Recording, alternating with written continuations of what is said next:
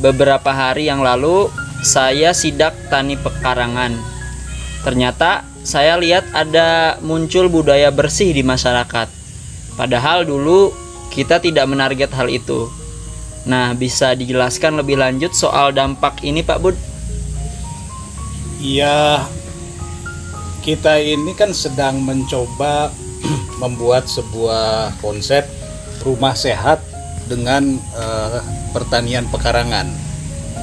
Ya, artinya kalau di dalam bahasa sebetulnya kan pekarangan itu sudah termasuk di dalamnya bioekologi ya.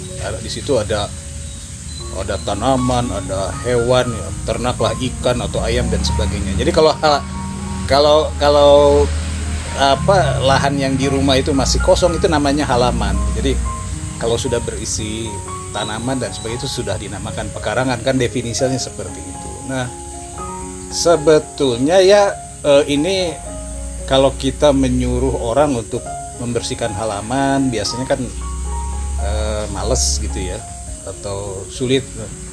Tapi begitu halaman itu disulap atau dibikin jadi pekarangan dengan nanam ini itu, otomatis halaman atau pekarangan itu akan jadi lebih bersih. Nah, sebetulnya kan filosofi tani pekarangan itu kalau di dalam bahasa Sunda ada, kalau Kiai Afandi dari pesantren Iltifak itu bilang kan 3 prinsipnya. Jangan ada lahan tidur sepetak pun, itu harus kita isi dengan berbagai tanaman. 2, jangan ada waktu nganggur. Artinya para ibu itu waktunya semenit pun kalau bisa jangan nganggur ya, di luar istirahat, gunakan untuk mengelola pekarangan. Dan 3, jangan ada sampah ngawur.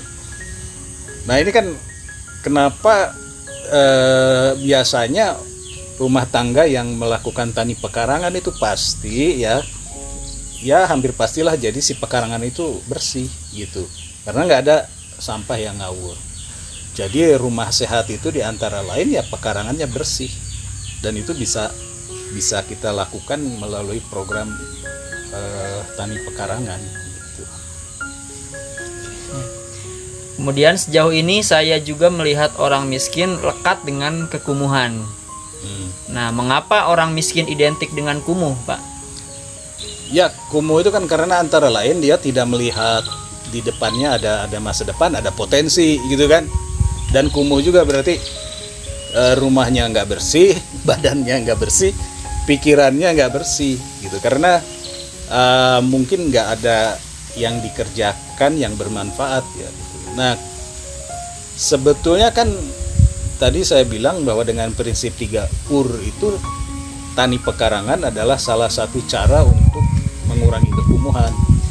Jadi kan kekumuhan itu asosiasinya nggak sehat ya gitu, nggak sehat dari badannya ya, nggak sehat, kurang gizi, kemudian kurang uang ya, kemudian rumahnya kotor gitu. Nah, kalau kita baca beberapa jurnal atau beberapa buku, sebetulnya tani pekarangan ini kan mengurangi kekumuhan. Misalkan gini lah, pekarangan itu fungsinya apa? 1, misalkan di situ ada lumbung hidup. Lumbung hidup itu apa? Di pekarangan itu kan ditanam tanaman-tanaman pangan ya, gitu. Ada, katakanlah ada tanaman-tanaman pangan pepaya atau apapun yang menyehatkan, gitu. Jadi lumbung hidup di situ ada persediaan makanan. Nah, kedua, bisa juga disebut pekarang itu sebagai apotek hidup, karena di sana kita nanam tanaman obat lah. Ada jahe, ada kumis kucing, ada kunyit, ada apalah, cengkeh, ada apa ya, ada kelor. Jadi di situ apotek hidup untuk mencegah penyakit, masuk angin gitu ya, dan juga untuk ya ada yang bisa diobati dengan tanaman-tanaman obat. Jadi istilahnya toga itu tanaman obat keluarga. Jadi si pekarangan itu juga berfungsi sebagai apotek hidup. Nah, yang ketiga, pekarangan itu juga bisa menjadi warung hidup. Artinya apa? Manakala tanaman-tanaman pangan, tanaman-tanaman obat tadi sudah bisa dikonsumsi sendiri oleh rumah tangga, kemudian ada kelebihannya gitu ya. Nah, kelebihan ini kan bisa dibagikan kepada tetangga atau bisa dijual gitu. Jadi pekarangan sebagai warung hidup gitu. Nah, jadi kalau kita bayangkan dengan adanya lumbung hidup, di situ ada tanaman-tanaman bergizi, dia bisa jadi relatif lebih sehat. Jadi kekumuhannya berkurang gitu ya. Ada apotek hidup apalagi gitu ya. Dia bisa makan jahe, bisa makan bawang merah, bawang putih, seledri, kelor, sehingga dia tubuhnya sehat. Ada pepaya, gizi gitu kan, ada alpukat gitu. Nah, apalagi kalau misalkan ada kolam di depannya, kolam ikan, dia dapat protein. Ada ayam, dia dapat protein dari daging dan telur gitu. Jadi dia akan sehat. Dan ketiga, secara ekonomi tani pekarangan yang menghasilkan. Paling tidak misalkan dari hasil tani pekarangan ini dia bisa menghemat biaya dapur yang tadinya dia harus pergi ke warung untuk membeli bawang, membeli cabai dan sebagainya ya gitu. Nah, sekarang dia menghasilkan sendiri, sehingga setiap ada gejolak harga di kota, harga bawang, harga cabai, nah dia mah tenang-tenang saja kan, sehingga si uangnya bisa dihemat.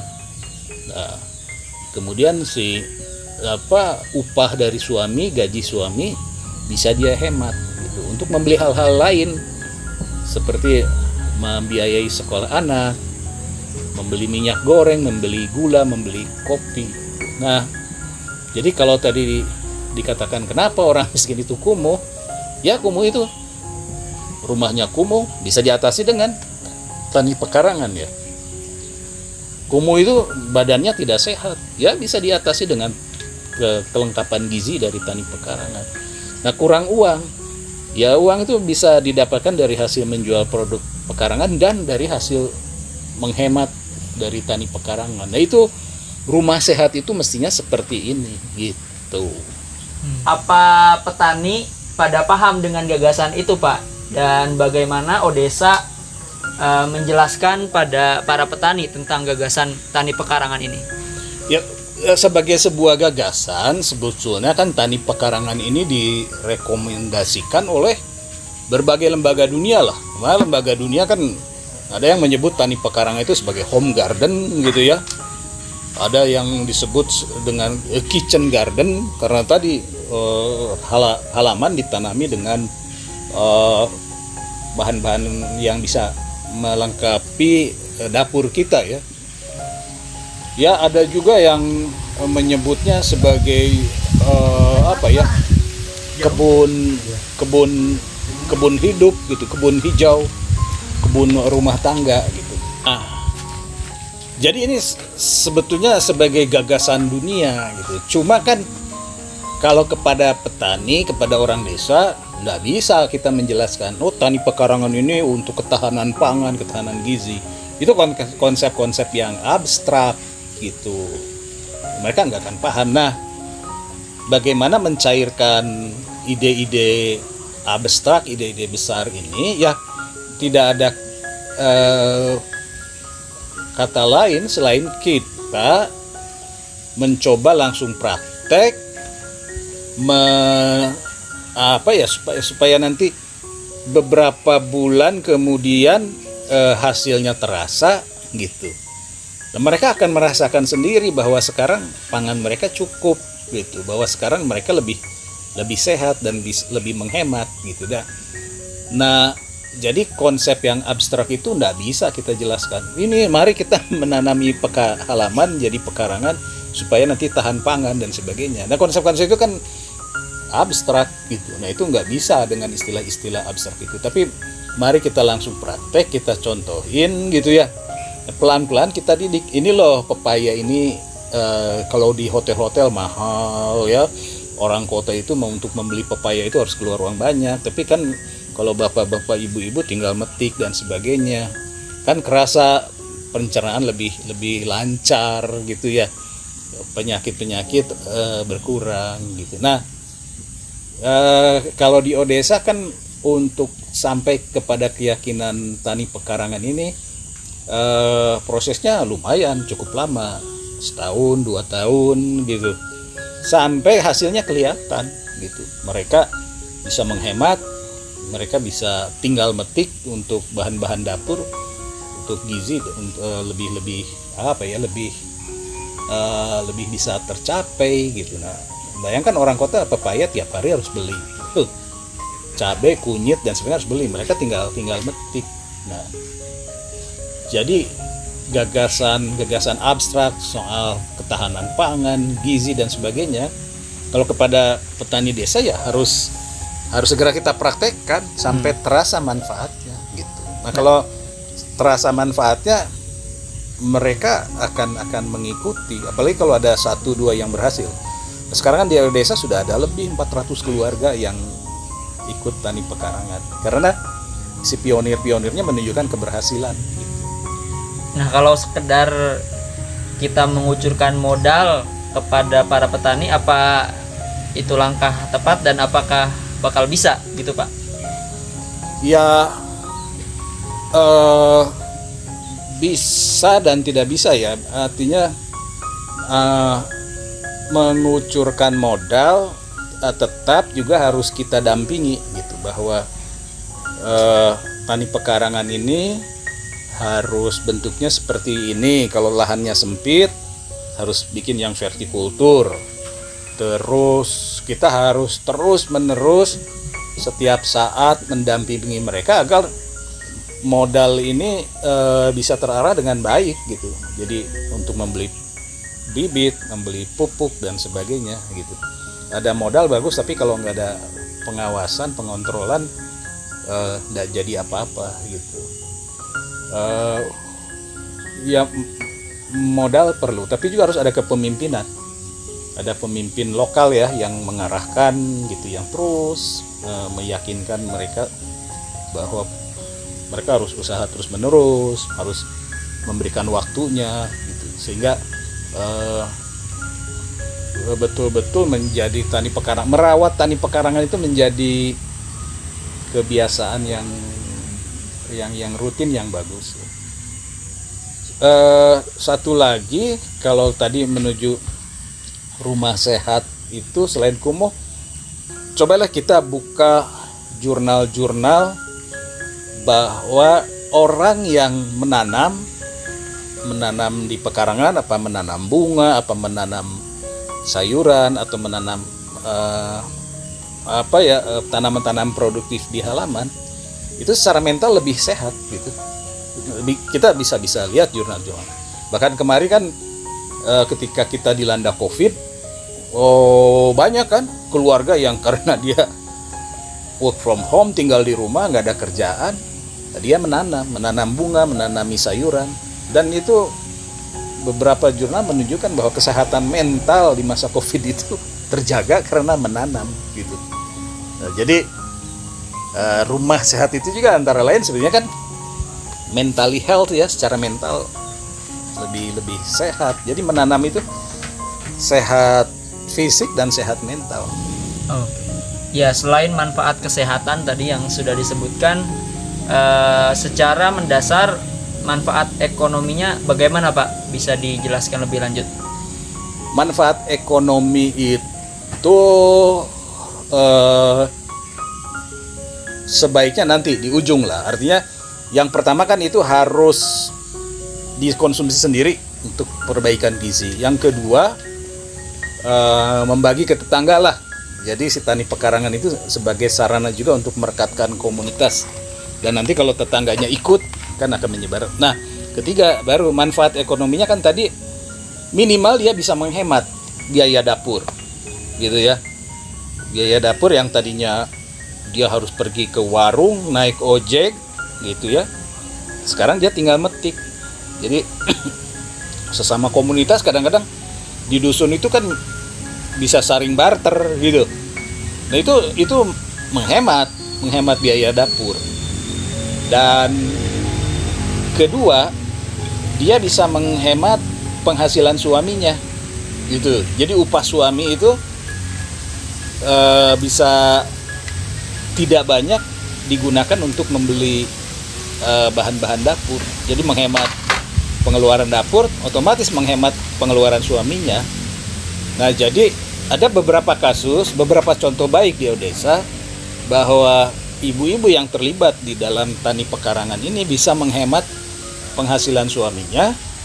Nanti penghasilan suaminya itu bisa digunakan untuk meningkatkan kualitas hidup keluarga, misalkan membayar keperluan sekolah anak, atau menyewa lahan tegalan untuk menanam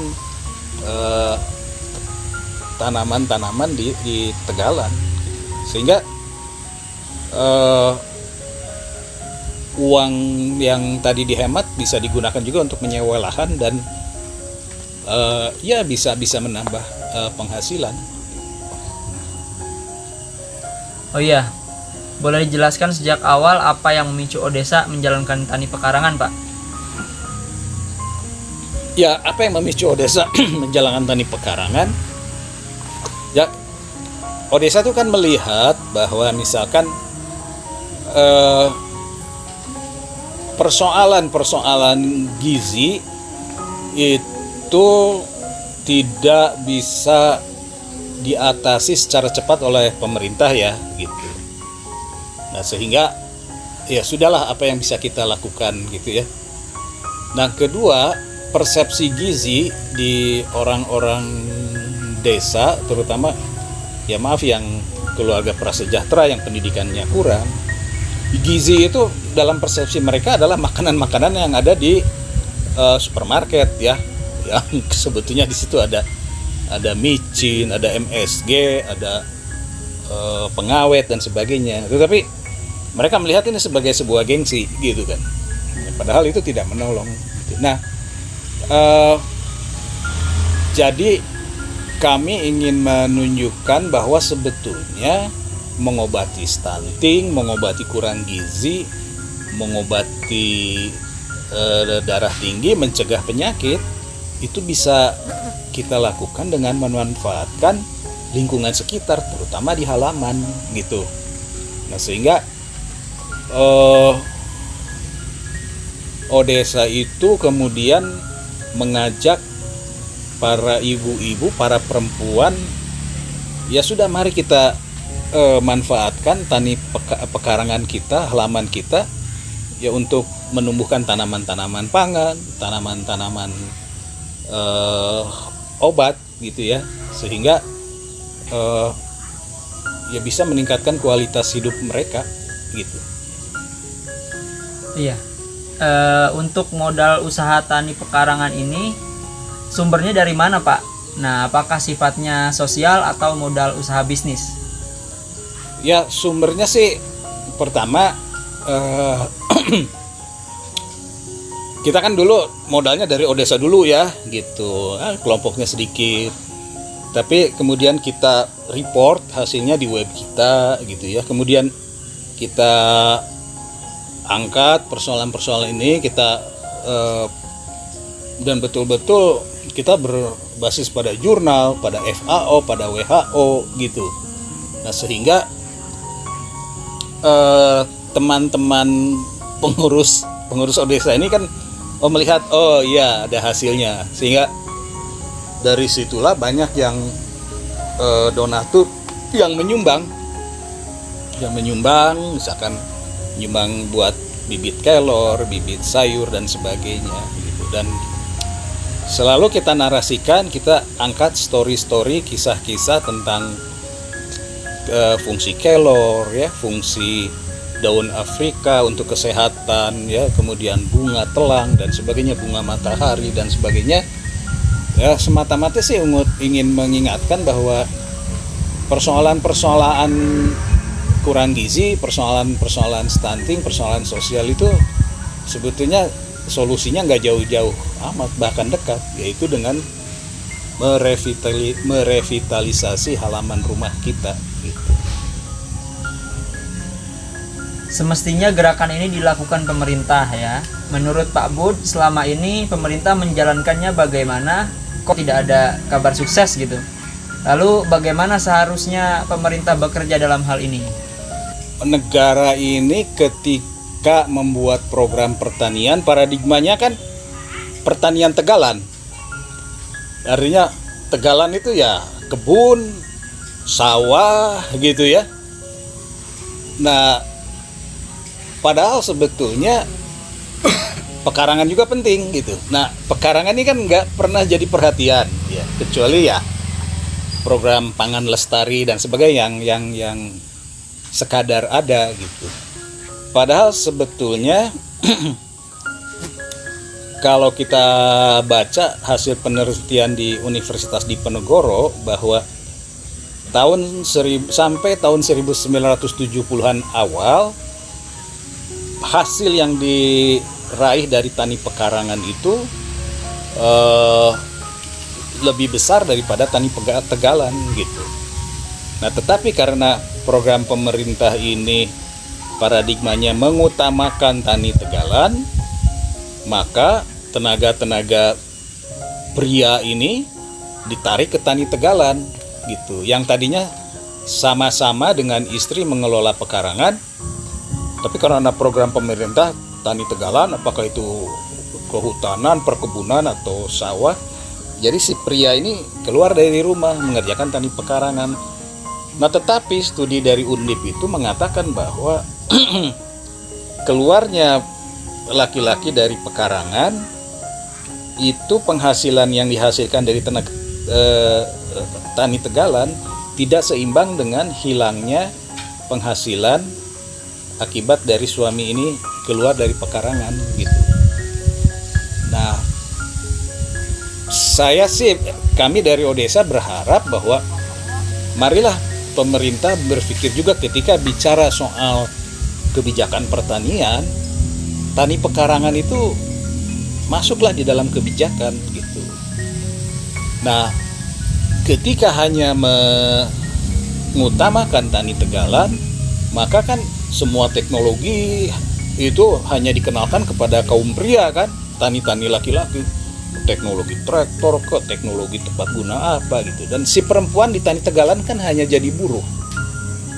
Nah, kalau misalkan sekarang kan ada namanya SDGs ya, Sustainable Development Goals atau tujuan pembangunan berkelanjutan, di mana di situ ada persoalan mengatasi kelaparan, mengatasi kesenjangan pria dan perempuan gitu ya. Sebaiknya tani pekarangan juga masuk ke dalam kebijakan pertanian. Nah, sehingga teknologi pun diperkenalkan kepada kaum perempuan ya. Teknologi digital, pemasaran, teknologi pendidikannya gitu. Sehingga si perempuan ini paham dengan teknologi dan dia bisa menggelorakan tani pekarangan. Sehingga kan ya tani tegalan itu kesannya maskulin, jadi seolah-olah hanya pria yang mengelola. Tapi sebenarnya kan studi di Universitas Diponegoro tahun 70-an mengatakan bahwa tidak bisa tuh penghasilan para pria di tani tegalan itu menutupi kebutuhan keluarga. Nah, jadi sebaiknya pemerintah memasukkan juga tani pekarangan itu dalam kebijakan pertanian umum dan basisnya perempuan, dan kenalkan perempuan dengan pendidikan, dengan teknologi, sehingga mereka bisa memanfaatkan pekarangannya itu menjadi lumbung hidup, menjadi apotek hidup, dan menjadi warung hidup. Nah, Pak Bud sudah menyelesaikan tesis ya soal tani pekarangan dan melakukan berbagai penelitian. Nah, khusus di tesis itu saya ingin mendengarkan penjelasan tentang isi tesis itu, Pak. Kira-kira bagaimana, Pak, soal hasil temuannya soal tani pekarangan ini? Ya, sebetulnya kan ini saya membuat tesis ini ya untuk mempelajari gerakan tani pekarangan di Odesa ya. Jadi model kinerja kelompok tani pekarangan Hotani ini kan himpunan orang tani niaga ya, sebuah organisasi pertanian yang didirikan oleh para petani di Cimenyan ini. Nah, salah satu program Hotani itu adalah tani pekarangan yang kebetulan kan semua pesertanya kebanyakan ibu-ibu gitu ya, kaum perempuan. Nah, saya ingin melihat dari 3 hal. Satu, apakah pemberdayaannya, mana yang paling berpengaruh antara pemberdayaan, kemudian kepemimpinan lokal dan budaya organisasi. Nah yang menarik sebetulnya dari pemberdayaan ini pengaruhnya kurang. Jadi saya mengambil dimensi pemberdayaan itu 2. Satu, dari pendampingan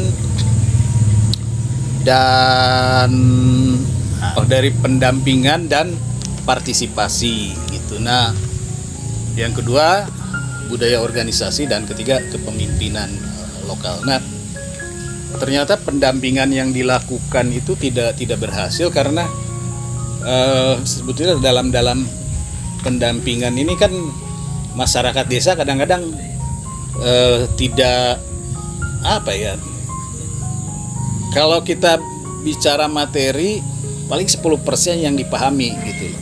Mereka datang ke pertemuan itu kan hanya ingin rame, hanya ingin apakah di pertemuan ini ada bantuan, ada hadiah atau apa gitu. Dari partisipasi juga yang mengemukakan usulan ini itulah sedikit lah. Nah, jadi pendampingan ini bukan hal yang signifikan di dalam meningkatkan tani pekarangan. Nah, yang paling signifikan itu adalah kepemimpinan lokal. Jadi ide-ide abstrak Odesa tadi kan nggak bisa langsung dikomunikasikan. Makanya pendampingan Odesa nggak mungkin lah bisa berhasil tanpa ada pemimpin lokal. Pemimpin lokal itu seperti ya ketua Hotani ya, orang sini, Pak Toha Odik, Pak Ujang, Pak Tardi, itu Teh Irma gitu. Itu yang bisa menerjemahkan ide besar Odesa ke dalam praktek di kalangan ibu-ibu dengan bahasa mereka gitu. Dan ternyata bukan cuma kepemimpinan, ini kepemimpinannya transformasional. Karena kita dari Odesa itu ekspektasinya kan paling hanya puluhan rumah tangga yang bisa ikut. Tetapi dengan kepemimpinan ini kan di luar ekspektasi, melebihi, sampai sekarang lebih dari 400. Dan kemudian semua perempuan ibu-ibu rumah tangga saling ikut dalam pertanian pekarangan ini. Artinya bukan cuma kepemimpinan di sini, tapi kepemimpinannya memang sudah transformasional, di mana si para pemimpin lokal itu juga bicara dimensi lain dari tani pekarangan selain ekonomi, juga tadi kesehatan, gizi, kemudian kerukunan bertetangga, di mana pemimpin lokal itu membagikan juga hasil-hasil tani pekarangan ini kepada tetangga sekitar, sehingga tetangga sekitar pun ikut tani pekarangan gitu. Nah, ini yang lebih berhasil itu karena ada kepemimpinan lokal.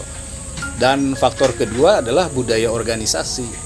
Jadi setelah terbentuk Hotani, himpunan orang tani niaga, ide tani pekarangan itu lebih cepat terrealisasi gitu, ketimbang sebelum ada organisasi.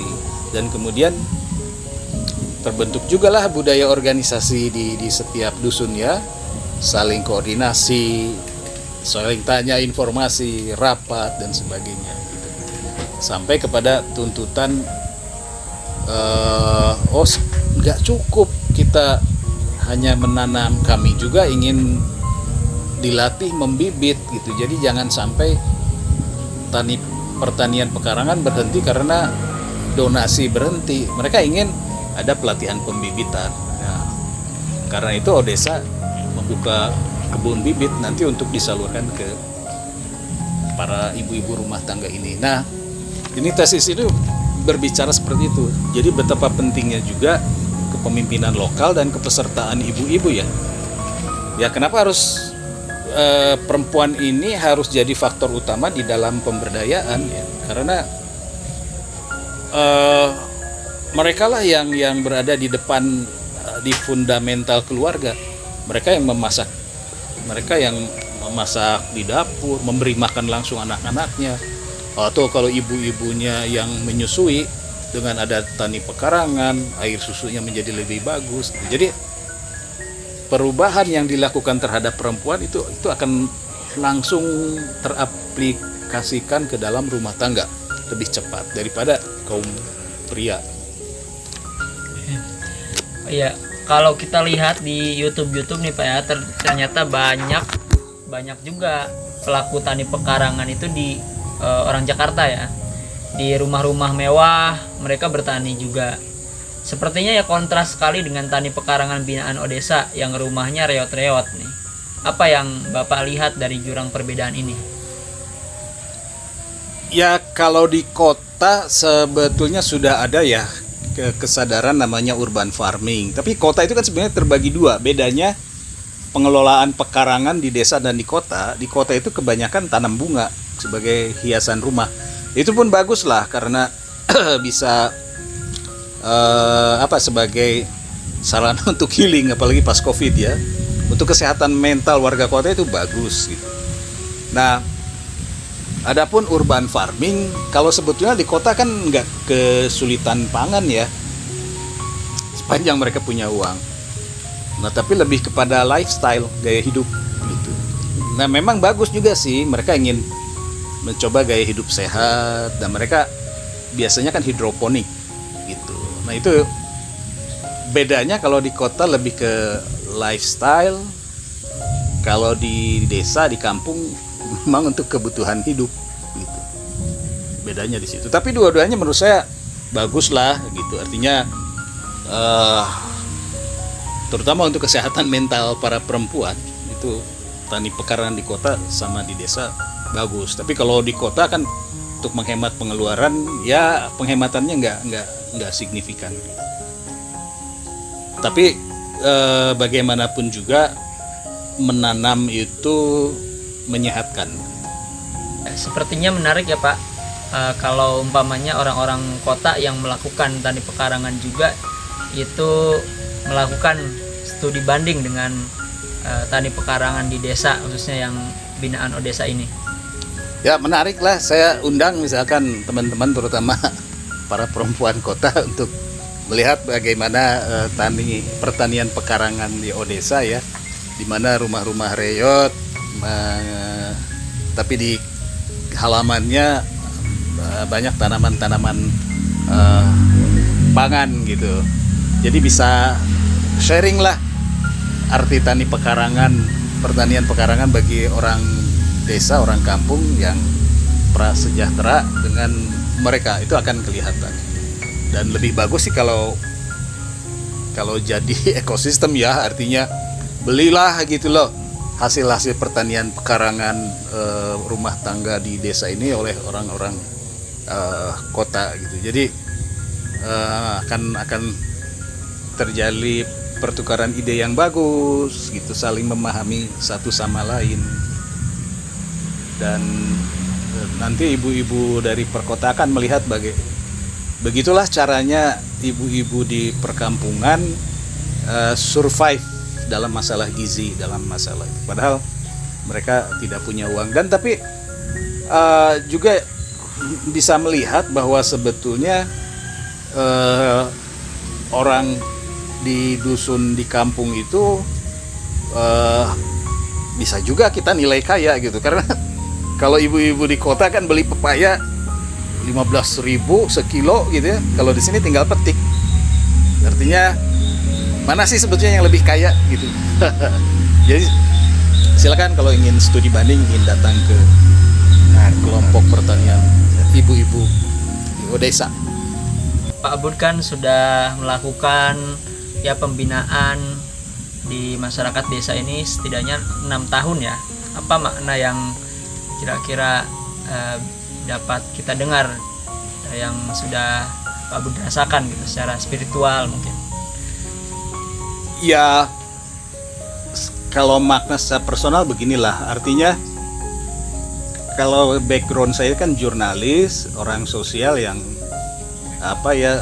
curiosity feelingnya itu di jurnalis kan dibentuk ya, rasa ingin tahunya, kemudian rasa ingin memberikan solusi gitu kan. Nah, pertama saya ingin mengatakan bahwa sebetulnya ketika kita berhasil memberdayakan apa yang kita tawarkan, yang kita bantu itu berhasil dan membuat orang hidupnya lebih baik, gizinya lebih baik, lebih sehat dan senyum gitu, kan itu menjadi kebahagiaan kita juga gitu. Jadi feeling good after doing good gitu. Kemudian kita tuh gembira kalau bisa melihat orang lain gembira. Nah itu sebetulnya kan kebahagiaan spiritual yang tinggi. Tetapi juga sebetulnya jangan lupa loh bahwa kegiatan menanam itu kegiatan spiritual. Kalau dalam agama saya, agama Islam, Nabi Muhammad mengatakan ya tanam gitu. Tanamlah biji walaupun besok hari kiamat gitu. Kedua, agama juga berbicara soal keadilan kan gitu. Dan bagaimana kita membantu mereka supaya hak-hak dasarnya terpenuhi. Tapi yang ingin saya katakan bahwa menanam dan mengajak orang berdaya dan kemudian hasilnya bisa terlihat, itu adalah sebuah kegiatan spiritualitas yang membahagiakan. Jadi saya sih ingin mengatakan bahwa kebahagiaan yang didapat dengan cara membahagiakan orang lain dan orang lain itu gembira, itu kebahagiaan tertinggi.